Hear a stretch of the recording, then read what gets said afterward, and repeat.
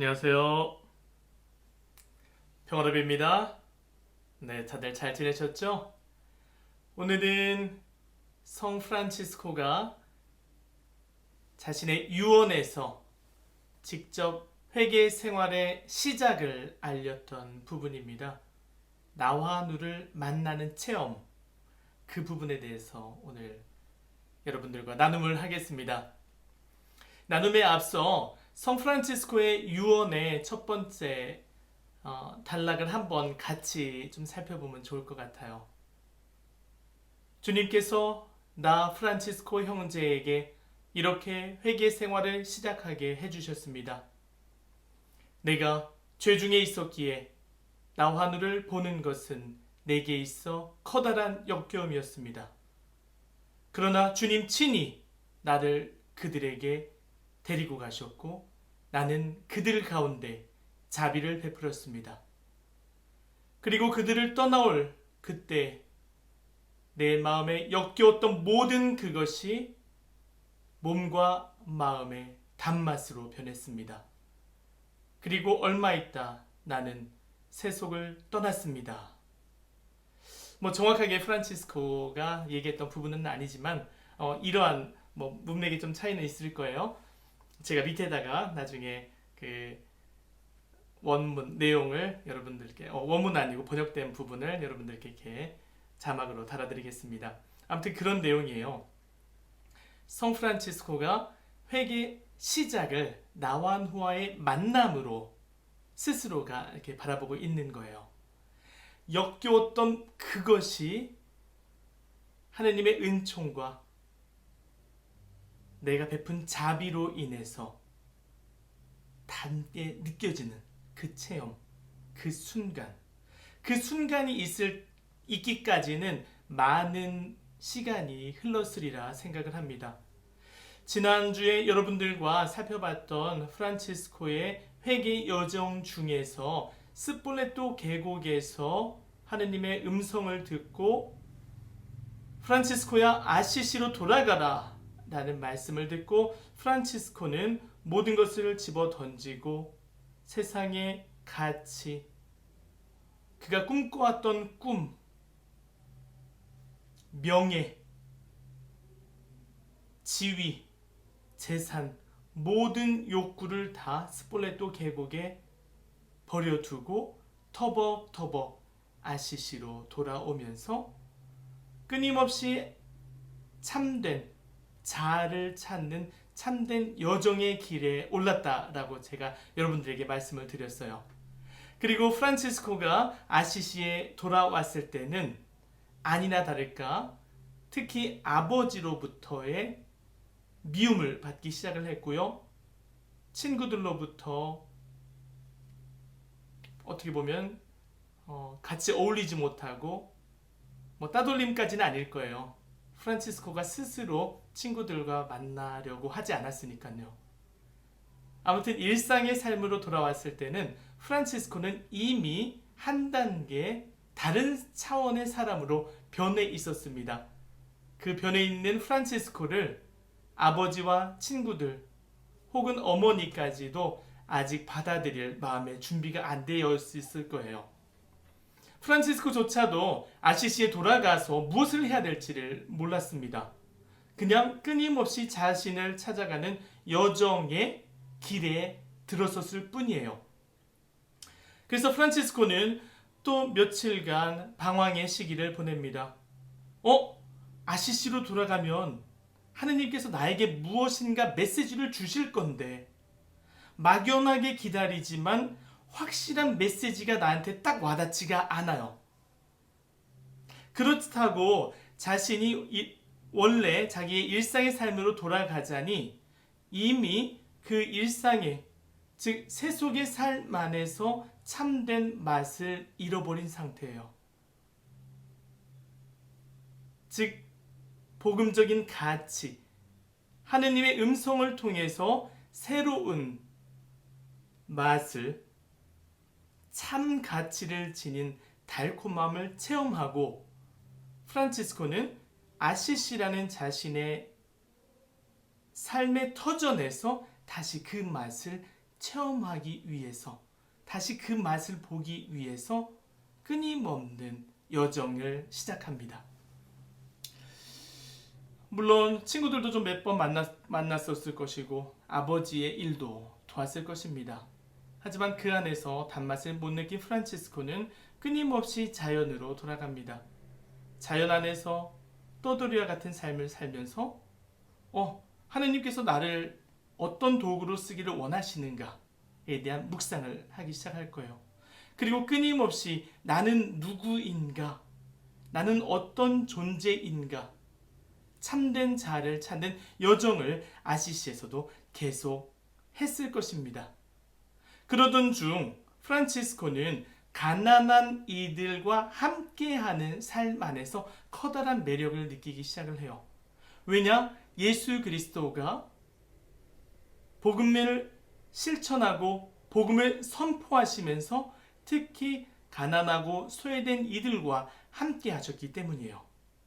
그래서 프란치스코는 자기가 가지고 있는 것들을 주변의 노숙인들, 가난하고 소외된 이들을 방문하면서 그들에게 나눠주기 시작을 합니다. 나아가서 자연 안에서 현존하시는 하느님의 모습을 바라봤을 거예요. 아버지의 재산을 일부를 가져다가 가난하고 소외된 이들에게 나눠주는 삶 안에서 프란치스카는 만족함을 느꼈을 것입니다. 하지만 그게 그들과 하나 되고 일치되는 최고의 삶이라고는 생각하지 않았어요. 그들과 함께하고 내가 가진 것을 줌으로써 만족감을 느끼지만 그 마음 안에서 깊이 우러나오는 그런 행복감은 아니었죠. 그래서 프란치스코는 깨닫기 시작합니다. 내가 그들에게 나가가서 빵을 나눠주고 함께하는 것, 그 이상의 것을 하기 위해서는 내가 바로 그들이 되어야 되는구나. 예수 그리스도가 인간의 모습으로 내려오신 것과 같이 그 이유는 뭐예요? 우리의 입장 안에서 우리와 동등한 모습으로 이 삶을 살기 위함이잖아요. 프란치스코도 가난하고 소외된 이들과 동행을 하면서, 즉 스스로가 가난한 사람이 되어 그들의 입장에서 사람들을 만나고 세상에서 살아가는 소외된 입장에서의 삶을 체험이 아니라 그것을 내 삶으로 받아들이기로 결심을 합니다. 왜냐? 그게 예수 그리스도가 인성을 취하셔서 인간이 되신 그 모습의 핵심이었기 때문이에요. 그래서 시간만 나고 틈만 나면은 그들 가운데 다가갑니다. 하지만 그것으로도 만족하지 못했어요. 왜냐? 프란치스코는 하느님으로부터 더 큰 음성 메시지를 원했기 때문이에요. 그래서 프란치스코는 결정을 합니다. 로마에 있는 성 베드로 대성전에 성지순례를 가게 되죠. 그래서 그곳 성 베드로 성당에 도착했을 때 그는 거기에서 한 거지를 만나게 됩니다. 자신에게 돈이나 음식을 구걸하는 한 인간을 만나게 돼요. 그래, 내가 이 사람에게 내가 가지고 있는 것을 다 주고 이 사람의 망토를 내가 입음으로써 이 거지로서의 체험을 한번 해보자 라고 프란치스코는 생각을 합니다. 그리고 그 거지와 자기 모든 것을 바꾸기 시작을 하죠. 즉 프란치스코는 거지의 망토를 쓰고 성 베드로 대성전 앞에서 사람들에게 구걸을 하기 시작을 해요. 그러면서 사람들이 자신을 바라보는 시선을 느꼈을 것입니다. 때로는 경멸하고 무시하는 시선들, 도와주면서도 기쁘게 도와주는 사람도 있었겠지만 그냥 위에서 아래로 내려다보면서 도와주는 사람들, 내가 가진 게 있으니까, 내가 잘났으니까 내가 도와주면서 나 또한 조금의 만족감을 느끼기 위한 그들의 좀 우월적인 모습, 그런 시선들도 바라봤을 것이에요. 저도 수도 생활의 초년병일 때입니다. 막 입회를 한 다음에 성금요일에 원장님께서 모든 우리 형제들을 그 뭐라고 하죠? 십자가 체험이라고 하나요? 성금요일 날 하는 사막 체험, 사막 체험을 위해서 모든 형제들을 다 아침밥도 굶기고 보내요. 그리고 저녁 5시까지 돌아오라고 합니다. 그리고 5시에 저녁 식사를 마치고 저녁 시간에 형제들이 하루 동안 아무것도 가지지 않고 사람들에게 구걸하면서 체험했던 그 사막 체험을 나누는 시간을 가졌어요. 저도 샌프란시스코가 성 베드로 대성전에서 했던 어떤 가난한 이의 모습으로서의 체험을 저도 해보고 싶더라고요. 그래서 어떤 모습으로 사람들에게 다가갈까라고 좀 고민을 했습니다. 두 분이 떠오르더라고요. 아버지였어요. 아버지는 군대에서 다리를 다치셔서 좀 절름발이셨죠. 그래서 저는 어렸을 때 장난으로 맨날 아버지 흉내도 내기도 했었고요. 철없었던 모습입니다. 아버지의 모습이 떠올랐고요. 또 한 명 세상으로부터 조금 다른 시선으로 자신을 끊임없이 바라보면서 체험을 했을 요한이라는 분이 계셨어요. 제가 고등학교 때 본당 신부님의 가장 친한 분이셨던 분인데, 이분은 정신지체라고 안고 계셨죠. 그것을 한국말로 뭐라고 하는지 잘 모르겠네요. 뇌성마비라고 하나요?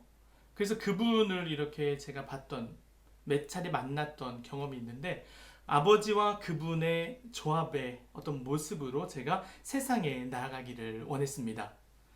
그래서 처음에는 용기가 안 나더라고요. 그래서 수도원에서는 형제들하고 이렇게 내려오는 데에서는 그냥 헤어질 때까지는 그냥 터벅터벅 좀 허름한 옷을 입고 터벅터벅 내려왔어요. 한성대학교 삼선교 입구 쪽을 갔더니 저쪽에서 우리 형제 한 명이 지하철 입구에서 고개를 푹 숙이고 손을 이렇게 내밀고 구걸을 하고 있더라고요. 그래서 그 형제는 벌써 거기에서부터 거지 체험을 하고 있는 거야. 그래서 우리는 야, 어떻게 저렇게 할까? 야, 저 형제 정말 대단하다. 우리가 옆에 지나가면서 뭐 필요해요? 이렇게 농담도 할 정도로, 농담도 하니까 그 형제가 이제 놀래가지고 우리 이제 알아차리고 이렇게 한참 웃고 이제 헤어진 그러기도 했는데, 그 형제는 이제 그런 체험을 하고 다른 형제들은 각자가 새로운 모습으로 세상으로 나아갔죠. 그래서 저는 지하철로 이제 들어가서 형제들과 헤어진 다음에 그 지하철 주변을 어슬렁어슬렁 거리면서 연기를 시작을 합니다. 쩔뚝 쩔뚝 쩔뚝 거리면서 이제 한 걸음씩 가기 시작을 하죠. 제가 원래 절름발이가 아니기 때문에 그 연기하는 것도 참 부담스럽더라고요. 사람들이 어떻게 볼까, 그런 의식들을 너무 많이 했던 것 같아요. 쩔뚝쩔뚝 걷다가 바로 연기를 시작을 했습니다.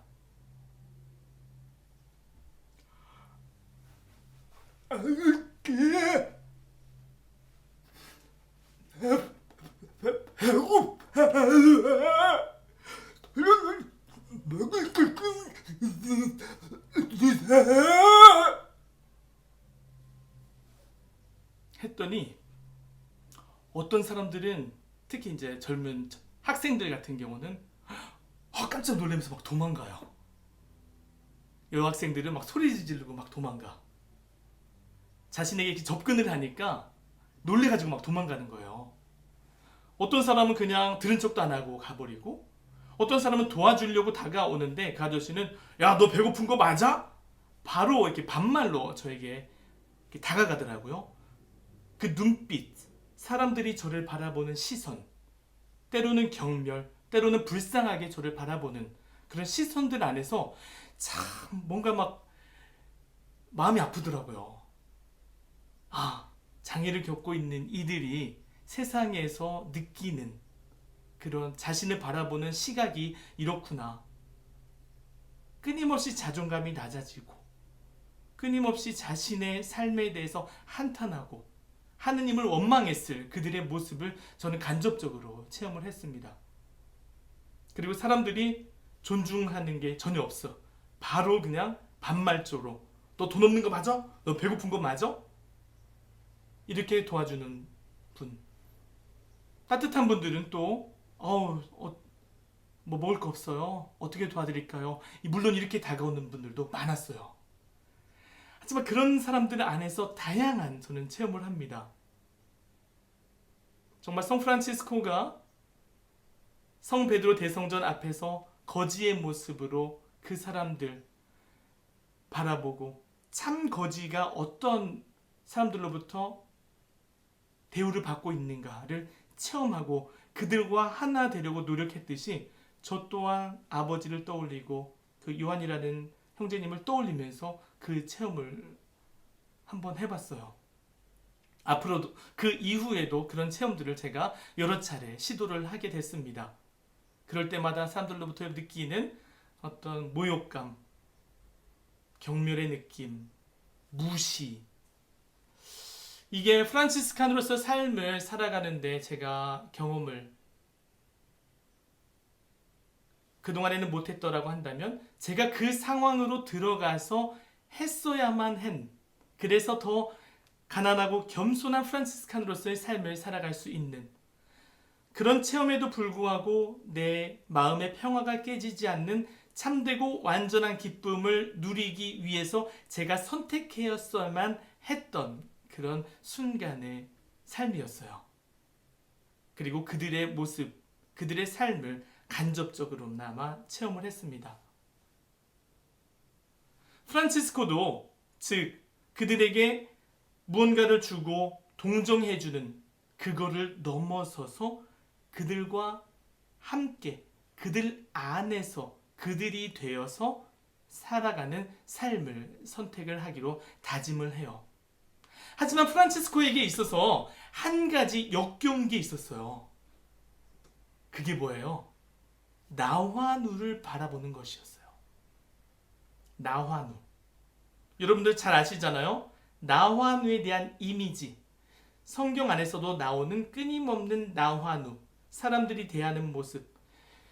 사실 환센병은 중동 지방의 풍토병이에요. 즉 예수 그리스도가 활동하셨던 그 지역 팔레스타인의 그 지역의 풍토병이죠. 그래서 성경에서도 이 사람은 죄가 많은 사람, 하느님으로부터 저주를 받은 사람이 걸리는 병으로 취급을 받았던 병이 나환우죠. 한센병이죠. 한센병. 그런데 이 한센병이 이탈리아를 거쳐 유럽의 지역까지 번지게 돼요. 원인이 어디에 있을까요? 십자군 전쟁이 있어요. 십자군 전쟁이 터지던 그 기간에 성프란치스코 살던 그 시대죠. 그리고 상업의 발달로 인해서 사람들이 이탈리아 자신의 나라를 넘어서서 다른 지역으로 이동을 했다라고 제가 1장에서 설명을 드렸습니다. 즉 십자군 전쟁에 참여했던 이들 상인들이 중동 지방을 이제 가게 되고 거기에서 자연스럽게 나환병이 그 한센병이 걸려서 이탈리아로 돌아오게 된 거죠. 그래서 이탈리아 내에서 그때 당시 12, 13세기에 한센병은 새로운 병이었어요. 그래서 아시시 시장이 심지어는 그 지역에 유행병처럼 돌고 있는 한센병을 이제 차단하기 위해서 사람들을 시켜서 각 지방을 돌아다니기 시작을 합니다. 그래서 몸 안에 이렇게 하얀 반점이 있는 사람들을 색출해내기 시작을 해요. 그리고 아시시 성 밖에 포르지운클라에서 가까이 있는 그 지역에 한센인들을 위한 요양원을 설치를 해요. 그 돈은 다 어디서 나와요? 한센병 걸린 사람들의 모든 재산을 몰수해서 그 요양병원을 짓게 됩니다. 그리고 그 요양병원 이름이 라자로 병원이 되는 거예요. 그래서 이제 프란치스코가 첫 시기를 시작할 때 그곳에 방문을 해서 많이 이제 그들을 만나게 되는 거죠. 즉 그때 당시 아시시에서도 나와누들을 보는 것을 되게 역겹게 생각을 했어요. 그래서 사제 한 명이 나와누들을 다 모아서 그 라자로 요양원으로 데려간 다음에 그 지역에 있는 공동묘지에서 재를 가져다가 그 사람들에게 뿌리면서 세상에서 너희들은 죽었습니다. 그래도 당신은 끊임없이 하나님의 은총과 천사들의 은총이 여러분들과 함께하기를 빕니다. 라고 하면서 그들에게 재를 뿌리면서 세상에서의 죽음을 선포를 해요. 즉 그들은 그 사회에서 죽은 이들이었어요. 소외되고 가난하고 바라보는 것조차도 역겨움을 느낄 만한 사람들. 즉 프란치스코도 그런 이미지가 있었던 거죠. 나와누드에 대한 이미지. 지역사회가 가지고 있는 그들을 바라보는 시선. 프란치스코도 아시시에서 태어나고 성장했기 때문에 그 시선으로 끊임없이 나와누드를 바라봤을 것입니다. 이것은 개인의 시각을 넘어서서 공동체적인 시각인 거죠. 그래서 프란치스코에게 있어서 나와누를 보는 것은 끊임없는 역겨움의 하나였어요. 하지만 프란치스코는 이미 스폴레토 계곡에서 아시시로 돌아오는 여정을 통해서 자신에게 끊임없이 왜, 무엇 때문에를 질문했던 사람이에요. 내가 왜 나와누를 바라보는 게 그렇게 역겨운가? 아마 그런 질문을 끊임없이 했었을 거예요. 특히 회개 초기, 가난한 이들, 거지들과 함께 생활하면서 그런 느낌을 끊임없이, 그리고 스스로에게 그런 질문을 끊임없이 했을 겁니다. 즉 자기 성찰을 통해서 끊임없이 참자를 찾아가고 내가 왜 이 상황에 역겨움을 느끼고 내가 왜 이 상황에 질투심을 느끼고 내가 왜 이런 상황에 혹은 이런 사람들 앞에서 화를 내는가? 자신을 찾아가는 여정 안에서 끊임없이 질문을 했어요. 그리고 마침내 나와누를 만날 때 다시 또 도망가고 나와누를 만날 때 다시 또 도망가고 그리고 끊임없이 스스로에게 또 질문합니다. 왜 내가 그들에게 다가가지를 못하는가? 왜 내 안에 이 끊임없는 역겨움은 사라지지 않는 것인가? 기도하는 가운데 끊임없이 하느님께 은총을 청했을 것입니다. 그리고 마침내 프란치스코가 유언의 첫 번째 단락에서 고백하듯이 주님께서 친히 나를 내가 가장 역겨워하던 나와누들 앞에 데리고 가셨다. 주님께서 나를 인도하셨다 라고 얘기를 해요. 즉 내가 주님께서 주신 자유의지를 가지고 내가 그들에게 나아갔다 라고 표현을 하지 않고 주님께서 친히 나를 그들에게 데리고 가셨다 라는 표현을 써요.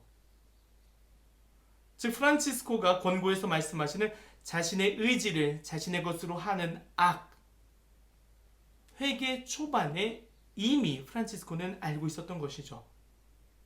그리고 생애 마지막에 유언을 통해서 그것을 그대로 표현하고 있습니다. 내가 내 자유의지를 가지고 그들에게 다가가서 그들에게 자비를 베푸는 게 아니라 주님께서 친히 나를 그들에게 데리고 가셨고, 즉 내 자유의지까지도 주님의 손에 맡긴 채 프란치스코는 가장 역겨운 그들 가운데로 나아간 것이죠. 그리고 나는 그들 앞에서 자비를 베풀었습니다. 역겨운 그들 앞에 다가갔을 때 프란치스코가 끊임없이 스스로에게 물었던 질문, 왜 나와 너 앞에만 서면 나는 왜 작아지는가? 왜 당신만 바라보면 나는 왜 겁이 나고 도망가는가? 끊임없이 질문했던 왜에 대한 대답, 인식을 통해서 그들에게 나가갔을 때 더 이상 도망가지 않고 그들에게 한번 직면해보자라는 끊임없는 자기 인식을 통한 다짐 플러스 하느님의 은총에 더불어서 프란치스코는 나와누 앞에 나가게 되는 거죠. 그리고 마침내 자신의 의지를 통해서 그들에게 자비를 베풉니다. 어떤 전기는 손에 입 맞췄다라고 하고 어떤 전기는 포옹을 했다고 해요. 즉 프란치스코는 가장 역겨운 존재인 나와누를 만짐으로써 나와누도 누군가가 나를 감싸주고 이해해준다 라는 마음으로 스스로도 치유가 됐을 것이고 프란치스코 자신 또한 참된 가장 역겨운 것을 포옹을 하고 역겨움에서 단맛으로 넘어가는 체험을 통해서 참된 회개의 삶을 시작을 합니다. 이것은 마치 예수 그리스도가 나와누들을 만져주고 그들을 치유해 준 것과도 같아요. 누군가가 가장 힘들어하고 소외되고 어려운 상황에 처해 있을 때 내가 그 사람에 대한 자비를 베풀고 다가가서 어깨에 손을 올려주고 서로 그 사람의 아픔을 들어주고 공감해주고 이해해준다면 그 사람은 이미 마음속의 상처를 치유받았죠. 즉 프란치스코는 나와누를 포옹함으로써 회개의 삶을 시작을 하고 나와누는 그 자체로 마음의 치유를 얻었을 것이에요. 즉 프란치스코는 모든 피조물 안에 현존하시는 하느님 예수 그리스도를 마침내 만나게 됩니다. 마침내 체험을 하게 돼요. 즉 모든 형제 안에 현존하시는 그리스도를 내 형제로 받아들이게 돼요. 가장 역겨웠던 나와누를 포옹함으로써 즉 프란치스코의 삶은 이제 더 이상 기도하는 사람이 아니라 기도 그 자체로 변하게 됩니다. 지난 강의에서 말씀드렸듯이 기도의 최종 단계인 관상의 삶, 하느님의 존재를 내가 직접 보고 만나는 그런 상태, 관상의 상태를 프란치스코는 일상의 삶 안에서 모든 피조물 안에 현존하시는 예수 그리스도를 바라봄으로써 관상의 삶을 시작을 하는 거죠. 그 최종 단계는 저는 나와누를 포옹하고 그 안에 현존하시는 예수 그리스도를 발견하는 순간이 아니었을까라고 생각을 해요.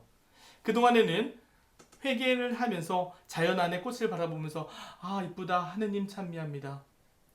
너 참 푸르구나 정말 이쁘다 하느님 감사합니다. 이 정도 선 안에서 하느님을 체험했다고 한다면 나와누 안에 계신 그리스도를 만난 프란치스코는 모든 사람들 안에 현존하시는 예수 그리스도의 모습을 발견을 할 것이고요.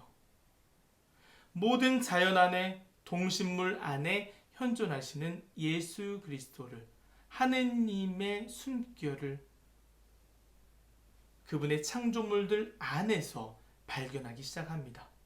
즉 세상의 모든 것 안에서 하느님의 숨결을 느끼는 프란치스코는 곧 삶이 관상이 되는 거죠. 특히 프란치스코는 나와누 안에서 현존하시는 예수 그리스도의 순환과 고통을 묵상을 해요. 가장 비참한 세상으로부터 죽음을 체험한 이들이 나와누잖아요. 죄를 뿌려지고 공식적으로 죽은 사람이라고 선고받은 나와누들. 시냇물에 있는 물도 스스로 떠마시지 못해요. 우물가 근처에도 못 가게 해. 사람들과의 대화도 직접적으로 만나지 못하게 해요. 아마도 지금 코로나로 우리가 사람들을 대면하지 못하는 그 이상의 어떤 심각한 상황이었을 거예요. 그 상황 안에서 그 나와누들은 사회로부터 끊임없는 경멸과 멸시를 당했죠. 즉 예수 그리스도가 십자가 위에서 돌아가시기 전에 많은 유대인들로부터 자신을 믿고 따랐던 사람들로부터 배신을 당하고 손가락질 당하고 모욕, 미움을 당하면서 겪었던 예수 그리스도의 고통, 순환, 모욕, 마침내 십자가상에 돌아가시기까지 겪었던 육체적인 고통까지도 나와누는 끊임없이 자신의 삶이 골마 터져지고 손가락이 잘라져 나가는 육체적인 고통과 더불어 사람들로부터 받는 모욕, 멸시를 통한 정신적인 고통까지도 프란치스코는 나와누 안에서 육체적인, 나아가 정신적인 고통, 순환을 당하신 예수 그리스도를 묵상을 하게 됩니다. 그래서 프란치스코가 나와누를 만나고 체험한 사건이 가장 프란치스코의 회개 여정에 중요한 사건이고 터닝 포인트가 되는 거예요. 그렇다면 우리는 프란치스코의 어떤 나와누 체험을 통해서 우리도 삶 안에서 나와누 체험을 해야 됩니다. 어떤 사람들은 이렇게 질문할게요. 아니 요즘에 신부님 나와누들이 어디 있습니까? 산청 성심원에 갔더니 나와누들이 계시던데 더 이상 전염이 안 돼요. 이제는 전염병이 아닙니다. 그분들에게 이제 다 어떤 약이 개발이 됐고 더 이상 그들은 전염이 안 되고 그냥 보기에는 좀 역겹지만 뭐 그 정도는 아니에요. 저도 나와누를 포용할 수 있습니다. 라고 말하시는 분들이 계실 거예요. 하지만 저는 다른 차원에서 나와누를 만났으면 좋겠다. 그래서 여러분들에게 이런 제안을 하고자 합니다. 여러분들이 가장 역겹다고 느껴지는 사람이 누구인가를 좀 찾아봤으면 좋겠어요. 이 세상을 살면서 이 사람만 아니라고 한다면, 이 상황에 내가 처해 있지만 않다고 한다면 나는 괜찮을 텐데, 이 세상을 기쁘게 살아갈 수 있을 텐데, 항상 이런 부류의 사람들이 나를 힘들게 만들어 항상 이런 상황에 놓여져 있으면 나는 정말 뭘 해야 될지를 모르겠어. 어떻게 보면 나에게 있어서 역겨운 사람들이고 역겨운 상황이 될 수 있어요. 그 역겨움을 단맛으로 변환시키는 게 우리가 해야 되는 회개의 삶의 목적이다. 그래서 나를 역겹게 만드는 대상이 누구인가를 끊임없이 살펴봐야 돼요. 그리고 그 원인을 이 사람에게서 찾을 것이 아니라 나 안에서 끊임없이 찾아보면 좋겠어요. 내가 왜 저 역겨운 사람 앞에 서는 게 두려운가? 왜 저 사람 앞에만 서면 나는 역겨움을 느끼는가? 왜 화가 나고 미워지기 시작을 하지? 왜 질투가 나지? 이 사람만 없으면 괜찮을 텐데. 이 사람을 사회에서는 피해서 살 수 있어요. 다른 공동체에 갔더니 그 사람이 또 나타나네? 똑같은 사람은 아니지만 비슷한 성향의 사람이 거기에도 또 있다라는 거죠. 그러면 저는 그 사람 앞에서 또 자유롭지가 못해. 저에게 있어서 나와누 같은 상징적인 존재입니다. 역겨운 존재. 그 사람을 안 보고 피하면은 거기에 또 다른 사람이 또 나타나. 나를 힘들게 만드는 사람. 그렇다면은 이 사람이 공통적으로 다른 사람을 다 힘들게 하는가? 아니면 나만 이 사람 앞에서 역겨움을 느끼는가? 이게 나만 그렇다고 한다면 그 원인은 내 안에서 찾아야 되겠죠. 그 원인을 저 사람 때문에 그래 라고 돌리는 게 아니라 그 역겨움의 시작을 내 안에서 찾아가는 것. 즉 스폴레토 계곡에서 아시시로 돌아가는 여정을 끊임없이 함으로써 참 자아를 찾아가는 여정이 바로 회개 생활의 시작입니다. 그거는 역겨움을 단맛으로 변화시키게 하는 커다란 은총의 체험이 될 거예요. 그래서 여러분들도 일상의 삶 안에서 나에게 역겨운 그것은 무엇인가를 끊임없이 살펴보시면 좋겠어요. 내 부모님이 될 수도 있고 내 형제 자매가 될 수 있어요. 직장에서 생활하는 동료가 될 수가 있어요. 끊임없이 스스로에게 원인을 찾고 기도로써 마침내 역겨웠던 그것을 단맛으로 체험할 수 있는 그런 은총을 주기를 청하면서 끊임없이 의식화를 해야 돼요. 그리고 그동안에는 그 사람 앞에만 서면은 짜증이 나고 두렵고 화가 났다고 한다면 의식화가 된 나는 그 사람 앞에서 그 순간들을 조금만 더 견뎌보면 좋겠어요. 마침내 그 안에 현존하시는 예수 그리스도를 여러분들이 발견한다면 여러분들은 곧 성프란치스코와 같은 회개의 삶을 시작할 수 있습니다. 그리고 마침내 역겨웠던 그 대상을 포옹하고 입맞춤을 할 수 있겠죠. 그래요. 이번 주는 나를 역겹게 만드는 것이 도대체 누구인가, 무엇인가를 한번 살펴보면 좋겠고요. 원인을 그동안에는 상대방에서 원인을 찾았다고 한다면 이제는 그 원인을 내 안에서 찾아보는 묵상의 시간을 한번 가져보시면 좋겠네요. 그리고 모두들 건강하시고 성프란치스코가 만난 나환우, 그 안에 현존하신 예수 그리스도를 여러분 또한 일상의 삶 안에서 만나고 체험하시길 기도드리겠습니다. 아멘.